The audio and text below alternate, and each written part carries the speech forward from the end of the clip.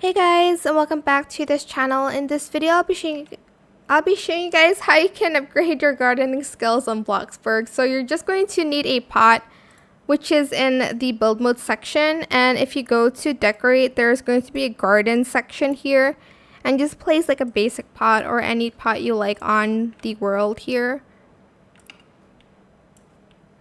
Then you're going to select the pot, select plant, and select a plant that you've opened already. I'm going to select lilies. Just going to place it there. And sometimes you have to water the plants again, like the sunflowers, but sometimes you don't have to. Here, once they have bloomed or turned into like vegetables, you can either select or like store or take, or you can even sell them. So it's up to you like what you want to do with it. I'm just going to leave it though. But yeah, that is it for this video. I hope it was helpful for you guys. Don't forget to like, comment, share.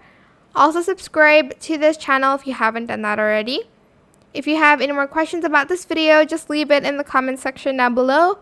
I'll try my best to answer them all for you guys.